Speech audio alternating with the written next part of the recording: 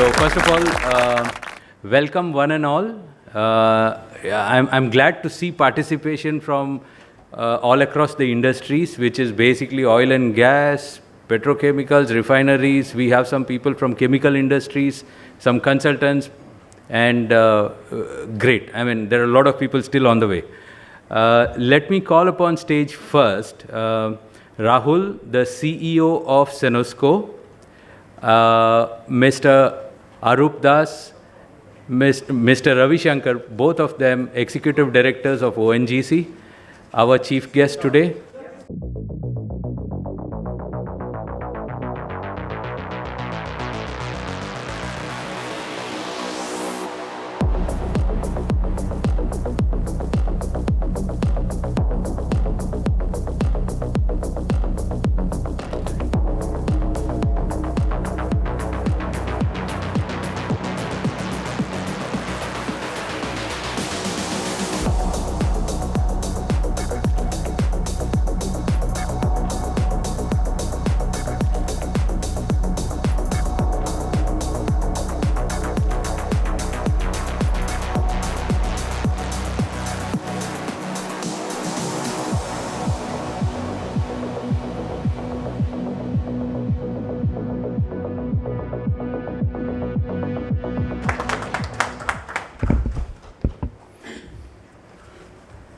Namaskar. Yeah, good morning to all the participants and delegates from the industry. I am from ONGC, and you know ONGC a lot, and particularly Mumbai offshore. Our contribution from Mumbai offshore is in gas we are more than 75%. In oil, we are more than 60%. And we started our journey in 1974 when we discovered Mumbai High. And this year we are celebrating 50 years of Mumbai High. I think everybody knows Mumbai High. What is Mumbai High? And since then, we have developed a lot. We have discovered a lot of fields. And we have expanded our horizons. Lot of infrastructure facilities have come up. In terms of jackets, who understands what is jacket, what is the platforms? We have more than 300 jackets in Mumbai offshore. If you talk about the pipeline, we have more than 7,500 kilometers of pipeline, subsea pipelines. Apart from that, we have lot of equipments, whether it is a static, whether it is a rotary. So lot of assets we are having, so asset management is a big challenge for us.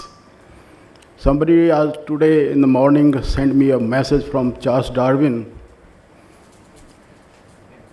It is not the one who is the strongest species that survive.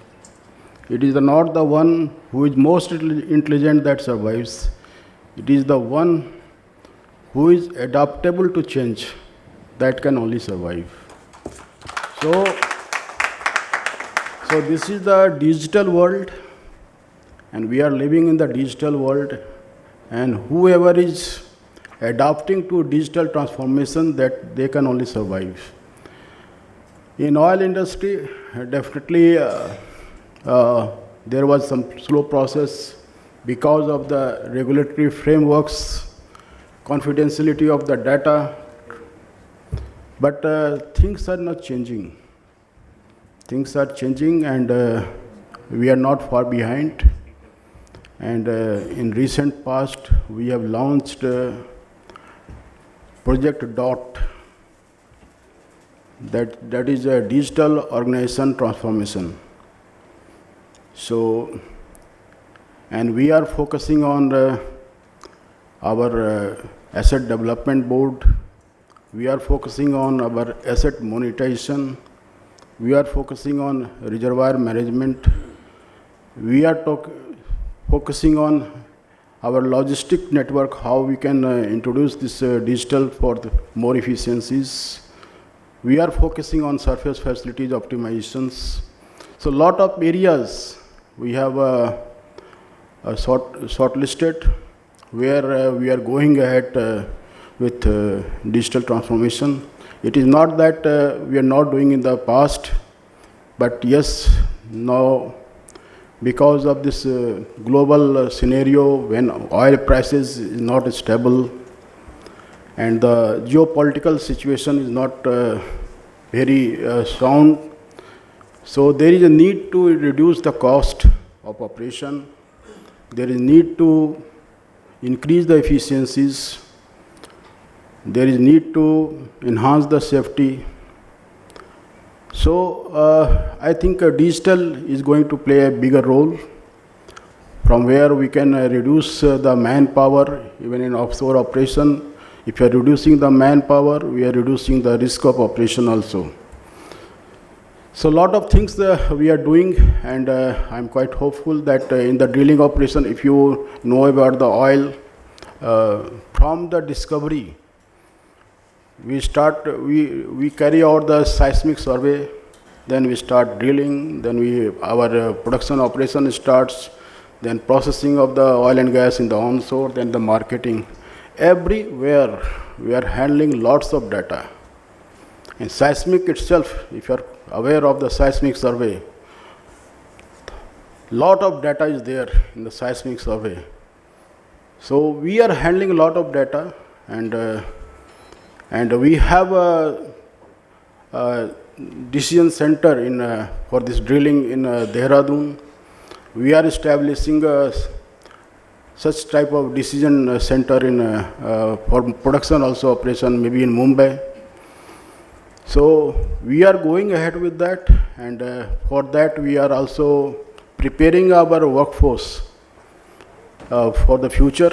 And definitely we cannot go alone. We need experts from the industry. We need help from the service providers, and you could be our partners.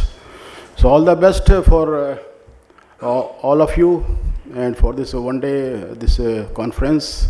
And thank you again to ImageGrafix for inviting me for this occasion. Thank you all. Thank you so much, Mr. Ravi Shankar, for those kind words. And yes, indeed, adaptability is the key word. I also understand that ONGC is going through a very big transformational digital transformation process, and it's called DOT, if I'm not mistaken. And we are all glad to be associated in some way or the other in this journey with you. Thank you so much once again, both Mr. Ravi Shankar and Mr. Arup Das. We go on with the day's agenda. It's going to be a sessions-packed day, but it's not going to be boring, I can assure you that. It's going to be quite a few eminent speakers from different organizations, cut across from different industries, as I said. We are also going to have some group discussion on the stage, which is going to be very exciting. And we also have, some interactive sessions. Please feel free to ask questions, relevant questions to each and everyone. I am very delighted to invite on stage Mr. Rahul Kejriwal, the CEO of Cenosco. Great. Thank you very much, guys. First of all, thank you to Jay and the entire ImageGrafix team. A brilliant event. I'm very excited about it.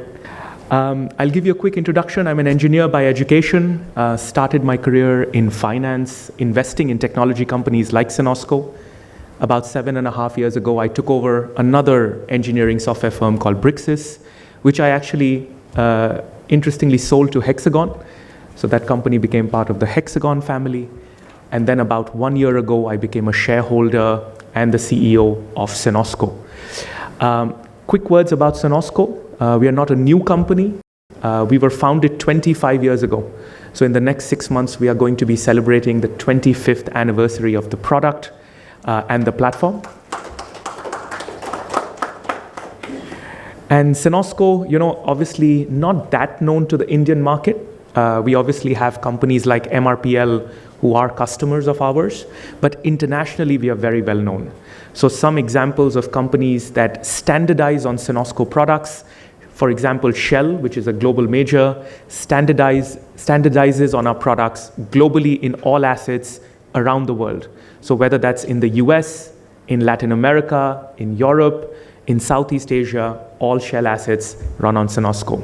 Same thing with Equinor, which is the big Nordics-based Norway asset, which was previously called Statoil, standardizes on Cenosco IMS. So I'm not going to go into a sales pitch today. I'm going to talk about the industry and technology, the challenges facing the industry today, what we see, because we see customers from all around the world. Again, as I mentioned, North America, Europe, Middle East, and Asia as well. And I want to bring you some learnings from those markets. Okay. I think we're just having some trouble. So let me just keep talking about the first slide before. So what do ONG leaders want to achieve? We had the eminent guests from ONGC open up the event today. I think they were talking about a big digital transformation project. But at the end of the day, what are they trying to achieve with that digital transformation project? Next slide. Yeah.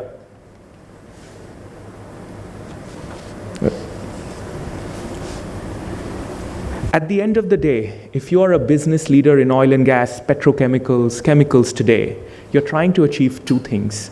You're trying to minimize downtime of your asset, and you're trying to maximize production.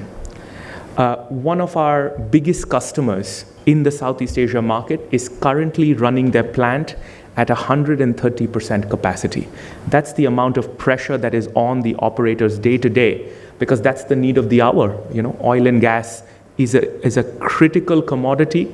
We can't live without it, and given the needs of your population, you have to produce. And whenever I visit a refinery, I'm truly blown away by the complexity, the engineering complexity of that asset, whether onshore, offshore, upstream, downstream. And this continues to be the biggest challenge. People want to create more revenue, but it's very important without compromising integrity or safety. It's a very interesting challenge, one where technology, I think, can play a large part without adding too much cost. Of course, you can hire millions of people to ensure more integrity and safety, but that also adds cost. As a leader, you don't have that flexibility sometimes. And the last thing I want to say, you're all from the oil and gas chemicals industry. Leaks is one of the biggest issues that we hear. Leaks at flanges, leaks on pipes. Again, on the ONGC side, they mentioned 7,500 kilometers of pipeline, both. I think most of it is subsea. I think, again, integrity of pipeline, avoiding leaks. In our case, benchmark, our customers on average achieve 2 to 5% production improvement, baseline, within the first 12 months of implementing a good digital strategy. So, what do we want to achieve? We want India, we want the players in India to achieve, to become digital leaders, and most importantly, control their destiny. When we walk into rooms with engineers at the site level, what we hear is there is a lot of data, but we need to make sense of that data as well. Data is only valuable when you have insights on that data, and that's number one. But then you also need the team and the structure and the process to take action on that insight. Okay. So, of course, a lot of people are going through digital transformation processes, but 80% of the market, so not everybody has the size and scale that ONGC has to embark on these big journeys. So where is the status quo of oil and gas across the world? So this is not different between India or the Middle East. What we see is that organizations are still operating in silos. So the process engineers, the maintenance department, the reliability engineers, they're all operating in their own siloed systems. Somebody is working in SAP, somebody is working in your CMMS system, data historian, you have Excel flying around everywhere, right? A lot of work is still done in Excel, and there's no way to break down the silos. Imagine if you could have a single backend where data flows seamlessly, you can make better decisions. how much more maintenance excellence we can achieve as an industry. And this is where I think reliability and integrity becomes even more important. The way I think about it, integrity is about the next 12 months. We need to make sure that the plant or the asset or the offshore rig that we are operating has integrity. It's safe to operate. We have the license to operate. But taking a long-term view, that's where reliability comes in. Can I operate my plant for the next 20 years, 30 years without major shutdowns, without putting too much capex in the door?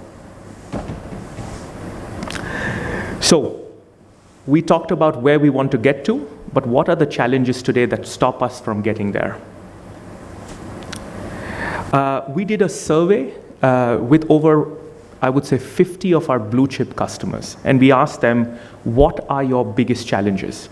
Here are 5 that we've identified. We also did a nice chart of the words that we heard from C-level, VP level, site managers. As you can see, unplanned critical leaks. We don't have control of our assets a lot of the times. Planned downtime, obviously we all go through these big turnarounds. There's a lot of cost related to that. One of the largest sites in Asia, the head of inspection told me that one of the big challenges that he has a small team of about 30 to 40 people in the inspections department. That department has been historically less invested in. However, during a turnaround, the direct feedback from the C-level is, hey, you need to make sure that you do more work with the same people for less cost. Everybody is trying to manage costs. That is the reality of running a business.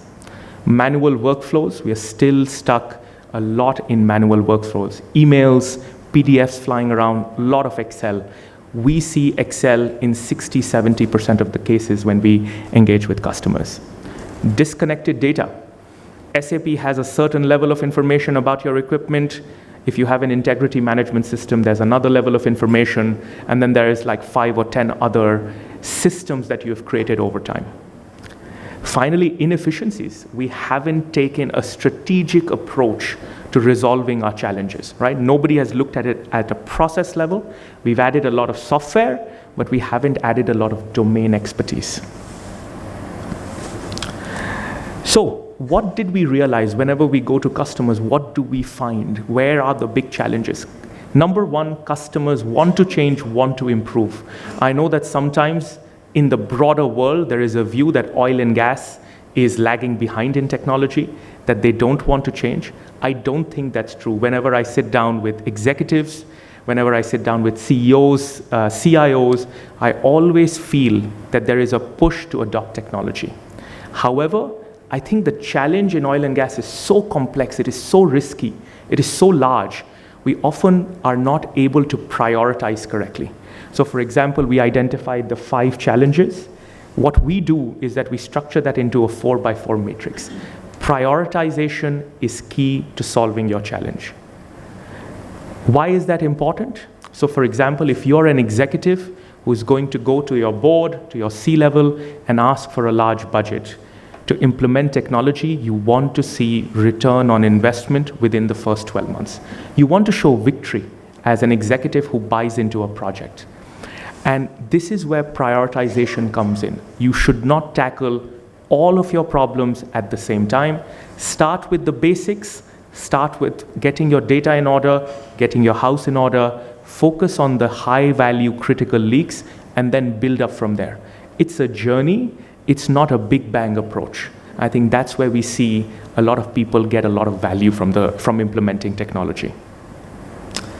Finally, we thought about benchmarking India versus global peers. So the good thing is, I think today, most of the global market, I would say 80 to 90% of the global market is pre-digital or digitally reactive. Maybe there are 10 to 20 sites in the world who have invested a lot of money in technology over the last 20 years, who I would say are maybe 1 or 2 steps ahead of the India market today. And I think where we stand today, what I hear, I've been to India now 3 times this year, meeting different customers, prospects, companies. I think the push on technology is going to get us to digitally purposeful, digitally integrated, so step 4 and 5 here, very, very soon in the next 3 years.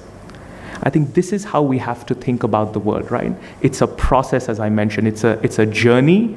We are not lagging behind anyone. We are just in a spectrum, and we need to make sure that we take the right actions to get where we need to be. The dream is to get to digitally strategic, as I started off by saying, we want to take control of our asset, take control of our future. Finally, I want to leave you with some lessons on Europe's largest refinery. It's at the border of Germany and the Netherlands. It's called Pernis. It is owned by Shell. At this refinery, we've implemented our IMS solution. We have 4,000 daily active users on the platform at this refinery. And this is just a chart of how we've mapped out their data systems. This is what I meant by saying we shouldn't think in silos. We really need to take a holistic domain expertise approach to solving integrity and reliability, but also digital transformation as a whole. So let's say, for example, when we go into a customer site, we don't just talk about integrity and reliability digital transformation. We also talk about, hey, how does our system fit in with SAP? How does our system fit in with your reporting tools, with your Microsoft tools? If you're using Oracle tools, your databases. That is the key to getting ROI from your investment. Finally, some recommendations. I want to leave you with some recommendations as I wrap up. Focus is key. You can define a large digital transformation project, but I request that you don't create it as a big bang. An IT vendor comes to you, it could be us, it could be ImageGrafix, and says, we're going to solve all of your problems, give us 3 years, give us a lot of money, and we'll make it happen. I think I've rarely seen projects like that succeed. There should be delivery at every stage, every quarter. You need to see ROI on your investment at a regular pace. So number one, we need to go back to the basics. Get your data right, get your data structures right, get your process framework right, and then start from there. And then finding the right balance is key. Without quick wins, your digital transformation project will lose steam. The people who hold the budget, your C-level, your board, will start asking you questions. Hey, we're spending so much money. Where's the return on investment? Have you reduced the number of leaks? So defining the right KPIs, tracking to those right KPIs, and finding the right balance of delivering ROI in 12 months, 24 months is very, very important. So where do we want to go to? Another diagram for another customer that we prepared, taking that holistic, sustainable chain-linked approach. What do I mean by sustainable and chain-linked here? Holistic, we all know, taking the full view, how does an AIMS product connect with your CMMS product, with your ERP product? But sustainable, whatever digital transformation you want to implement, please don't forget about your teams, right? The people who actually work at the plant. A system is only as good as how the people who use it can implement it and can use it in their day-to-day life. Your people need to be able to adapt to that technology. This is where the idea of sustainability comes in. Implement technology that your teams can handle today, and then train them, help them grow with that technology. Start small, grow big, solve your challenges through that step-by-step process. And finally, chain-linked. What we often see, one of the big challenges of getting ROI from systems is that in trying to get ROI in, let's say, integrity and reliability, you maybe first need to go fix data issues in your SAP implementation, for example. Maybe the data is not structured correctly. Maybe you're not looking at your process correctly. So I think, as the esteemed guest from ONGC mentioned, change is the only constant. We heard about Darwin. I think we always need to go into a digital transformation project with the mindset that we need to change, and not just the leaders, everybody in that stack, from the field engineer who's going to go and inspect the valve, the pressure equipment, all the way up to the CEO of the organization. We all need to be realistic that this is a change management process as much as it is a digital transformation project. Finally, I'm not going to bore you with a lot of sales talk here, but this is how we can handle a 3-year project, right? So whenever we work with customers who are completely new to us, whether they have an existing system working on integrity and reliability that they are not happy with, whether they have nothing, whether they are maybe still on paper and pen, on Excel, what we do is that we do a full week of discovery with them. We try to figure out what do they have, where do they want to go, and what are their real challenges. We talk to everyone. We start, again, as I mentioned, right at the top and go right to the bottom, because everybody is a stakeholder in that digital transformation journey. After that, we build a 3-year plan with quick wins in year 1. Again, delivering ROI in the first 12 months is very important. Without the return on investment, digital transformation projects, we've all had this in our organization, becomes again another white elephant, right? As we say in India, it's a white elephant. You're carrying the white elephant, you're having to spend a lot of cost managing that white elephant, but it's not delivering you any value. So I'll leave you with this idea: the future of oil and gas, chemicals, petrochemicals is digital. We all want to change. The question is, are we ready? Are we ready to take action? So with that, I'm going to wrap up my presentation. And if there are any questions, happy to take that. I'm sure we'll have a chance to speak through the course of the day. So happy to speak to each one of you individually as well. Thank you very much.